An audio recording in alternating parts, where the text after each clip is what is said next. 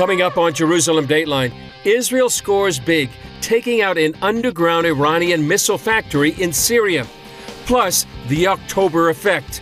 Military and political strategists express their views on what needs to happen next. And an Israeli pocket of resistance on October 7th. An inspiring story about a community 4 miles from Gaza that fought back swiftly with unity. All this and more coming up on this edition of Jerusalem Dateline.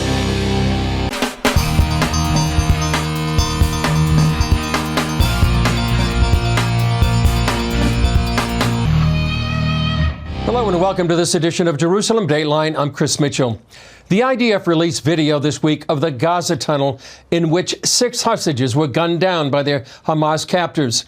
And new intelligence has emerged revealing how much the IDF has damaged Hamas's military capabilities. Take a look. We're going to go down into the tunnel shaft 20 meters below, where the hostages were murdered. Chief IDF spokesman Rear Admiral Daniel Hagari described the scene. They were here in this tunnel in horrific conditions, where there is no air to breathe, where you cannot stand. And they survived, but they were murdered by terrorists. This is their blood. This is the blood of Hirsch, Eden, Carmel, Ori, Almog, and Alex. They were heroes, and they were here in this tunnel for weeks or days. We will find out. Hagari reminded viewers that there are up to 101 hostages still remaining in Hamas hands, with an unknown number still alive. In a videotaped message, Israeli Prime Minister Benjamin Netanyahu said he is doing everything he can to return the hostages and win the war. Israel's hostage envoy Gal Hirsch told Bloomberg News Israel has offered Hamas leader Yahya Sinwar safe passage out of Gaza if his terrorist group will give up power there. That could lead to freedom for the rest of the hostages and the end of the war. Meanwhile, Netanyahu is blasting an international criminal court prosecutor after he urged the court this week to immediately issue arrest warrants for Netanyahu and his defense minister for war crimes in Gaza. Netanyahu calling that, quote, pure anti-Semitism for its own sake and moral disgrace of the First Order, saying the court's proceedings are, quote, politically biased. But a different action Tuesday from Switzerland's lower house of parliament, which voted to immediately suspend funding for UNRWA, the United Nations Relief and Works Agency. The Swiss Senate must still approve it. The lawmaker behind the legislation told the Jerusalem Post, in UNRWA schools, children are taught to hate Jews and Israel. If terrorism is glorified, anti-Semitism is stoked, and violence is incited in UNRWA schools, then one should not ask why a cruel act of terror like that of October 7th could have occurred. Speaking from an IDF intelligence base, Israel's Defense Minister Yoav Gallant shared a document from a top Hamas commander, written in May before he was killed in an airstrike in July. The letter to Hamas leader Yahya Sinwar and his brother reveals the severity of the losses the IDF has inflicted on Hamas. That commander, Rafa Salami, seen on the right in this photo, wrote, we have lost at least 50% of our fighters. As for weapons, he wrote, we have lost 90 to 95% of our rocket capabilities, and we have lost some 60% of our personal weapons. Yoav Gallant stated the net result is that Hamas as a military formation no longer exists. The defense minister also spoke of a particularly disturbing photo the IDF found in Gaza. I would like to show you what we find recently in tunnels in Khan Yunis. That's a picture. These are the kids of Muhammad Sinwar posing against the evil event of September 11. This picture shows what we have been fighting since October 7. ISIS, Al-Qaeda, and Hamas, they are all the same. The Israeli military is still hunting down Hamas terrorists one by one.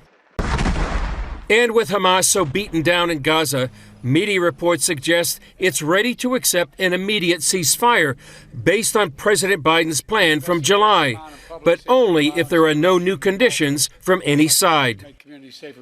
While Israel's focus seems to be shifting to Lebanon, concerns are also growing over the possibility of Jordan becoming radicalized against the Jewish state. CBN Middle East correspondent Julie Stahl has that story. The Israel Defense Forces say they have dismantled Hamas's Rafah brigade, eliminating more than 2,200 terrorists and destroying 8 miles of terror tunnels. Some 80% of the underground tunnel network beneath the strategic area known as the Philadelphia Corridor. This allows the IDF easier access to destroy the many tunnels around Rafah that link Gaza and Egypt.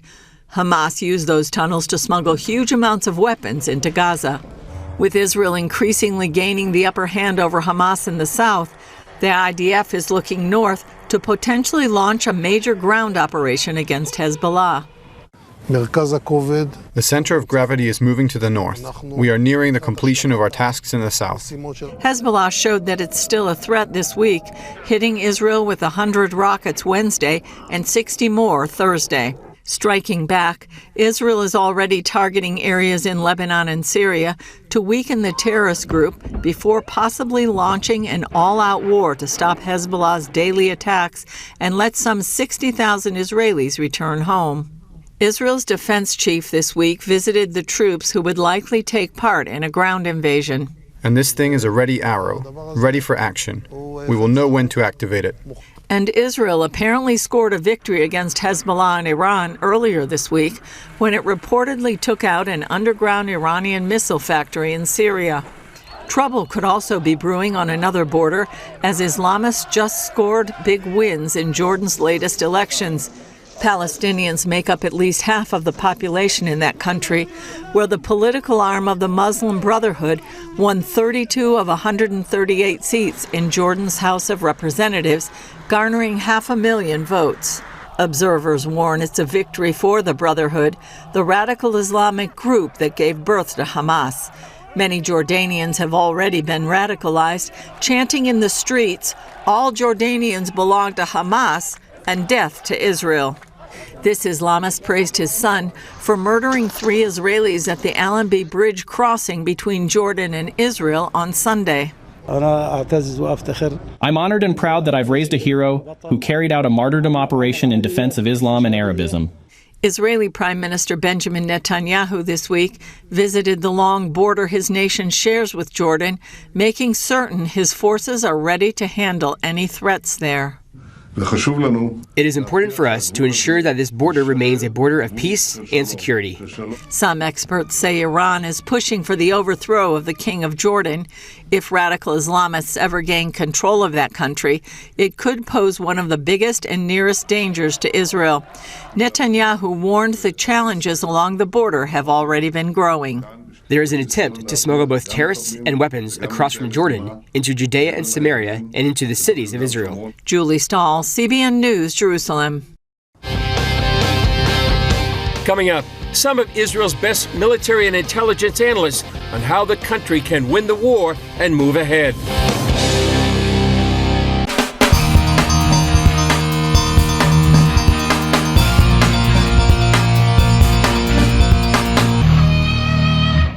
The experts gathered at a recent conference here in Jerusalem were laser focused on the times and seasons happening now for the Jewish people. Their main message, be on high alert. Here's the story. This week, experts, parliamentarians, and newsmakers met in Jerusalem as part of a conference by the Israel Defense Security Forum, IDSF, and the Danube Institute, based in Budapest, Hungary. Called the October Effect, it addressed the strategic implications for Israel and Europe in the Middle East war. Basically, our message is that the fight against radical Islam is a common one between Israel and Europe. We deliberately did it in Jerusalem, the capital of Israel, in order to bring people together in Israel, where they attacked us and the West at the same time. Both in the Gaza Strip had ripple effects across the region, across the Middle East, and across the globe. Michael Friedrich, a member of Belgium's parliament, came with a sobering message about the plight of European Jewry. Well, European Jewry, most specifically in my country, in Belgium, it's very dire. We have anti-Semitism openly by so-called, progressive voices within the media. That's trickling down to the general population. So online people are no longer ashamed to say that it's the Jews who are responsible for all the evils in the world, and that's terrible. Friedlich says Iran presents a clear and present danger to European Jews. Well, we see all over Europe that Iran is trying to attack Jewish sites, not Israeli sites. Both in the UK, in Germany, and Belgium, the authorities have sent out warning messages to the Jewish community to be careful, to beware. So we are worried. We know that Iran has been hit hard by Israel, and they're looking for a weak spot, and they think that the Jewish community is that weak spot. So we must be alert, and I call upon all politicians, colleagues of mine, and members of parliaments and governments in Europe to make sure to protect the Jewish communities. The atmosphere on the streets in certain cities in Europe is plain dangerous for Jews. Some governments, especially in the more eastern parts of Europe, like Hungary, for example, have been great. They've really drawn a line in the sand and said, well, we're the good guys. And some European countries, unfortunately, are pandering to an increasing Muslim community, which is increasingly radicalizing. Israeli Special Envoy for Trade and Innovation, Flor Hassan Nahum, says anti-Zionism hides behind anti-Semitism. I think what's happened is that latent anti-Semitism that was mainly either controlled or disguised as legitimate criticism of Israel is just unbridled and out in the open now. Despite the global rise of anti-Semitism, ACLJ's Jeff Balaban says evangelical Christian support is a bright spot for Israel and the Jewish people. Israel has a tendency to think very fondly of its Christian friends, mostly as tourists who come here and love to be in Israel and the Holy Land. But we should also realize that the greatest wellspring of support for the state of Israel across the globe is really Christianity, and mostly American Christians and those who take sustenance from them in other parts of the world. Balaban stressed the importance of the narrative and the power of words. So, for example, NRB this year, as you know, NRB adopted a policy of calling Judea and Samaria. It's been Judea and Samaria for thousands of years. The West Bank term is an offensive term. It's offensive to Jews. It's offensive to the state of Israel. It's offensive to history. And yet, even the Israeli government and Israeli spokespeople, more often than not, as far as I could tell, use the term West Bank. We have to change those narratives and understand that people who are listening hear the words we say.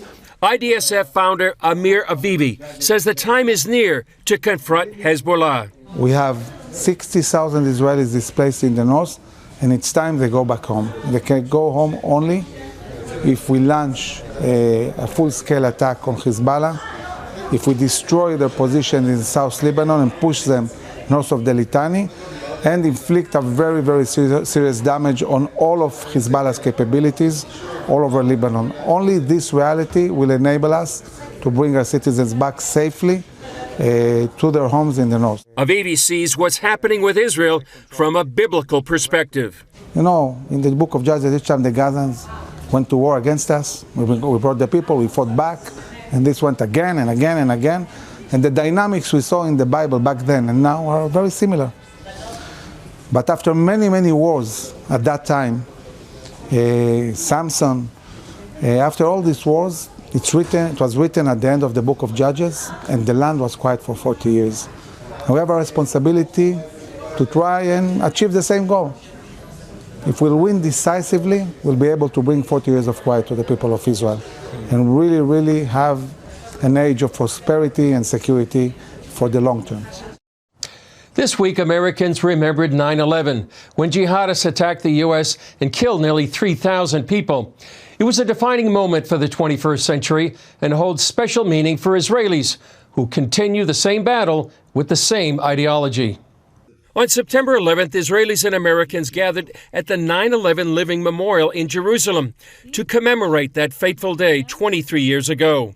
The memorial, built by KKL-JNF, is the only memorial outside of the U.S. that contains the names of all those that fell that day. On 9/11, Jill's husband never came home. On September 11th, 2001, I was 3 months pregnant with this baby right here. Jamie, who never met her dad, now serves in the IDF. It's also very special to see the connection between Israel and America, and it's hard being here, especially with everything going on. And it really hits home, especially with losing my dad on 9/11. Same idea of hate and terrorism, but to be here and to try to do something to help the situation and to promote peace and to understand what's happening, it helps. Rabbi Gideon Schluss was a rabbi in Midtown Manhattan on 9/11. He now lives in Israel in the aftermath of October 7th. It all comes together and it reminds us, how important it is to fight terror, to stand with the truth, to support Israel, to support America, to support democracy. So many things that were emotional here that tied the two countries together, that tied the vision and the faith of the two countries together. Beyond the immediate pain was the hope. And the young soldier whose mother was pregnant with her, who's an American, but looking for peace in the world, finds her solution in serving the Israeli army. The American firefighter, a man of faith, who comes here, reminded me so much of 9/11, where the firefighters went into the fires. And the truth is that same spirit really is exhibited here in this country, and that's what I was feeling tonight. Firefighter Lieutenant Ashton Bright from Plantation, Florida, brought a message from his city. It's a city that's passed 3 resolutions in support of Israel.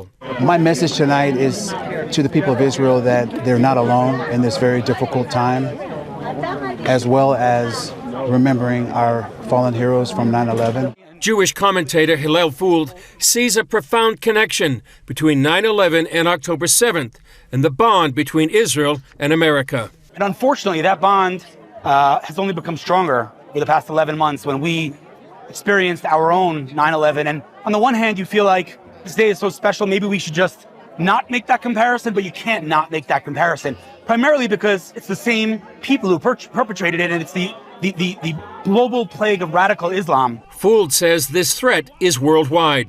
The global community has to wake up and understand that it's the same people who did what they did back then are the same people who did October 7th here in Israel. And the forces of good have to put an end to terror.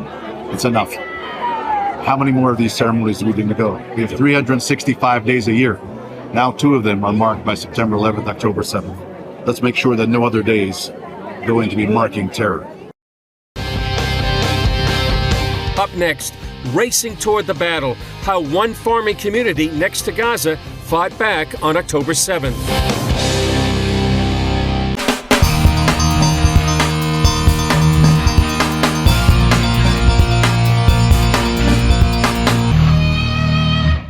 The October 7th Hamas attacks devastated many Israeli communities near the Gaza Strip.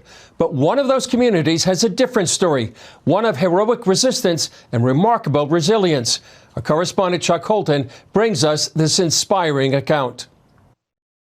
Ein Habazor is a small farming community just 4 miles from Gaza. As Hamas terrorists invaded on October 7th, this village became an unlikely stronghold of resistance. We realized for the first second that this is something different.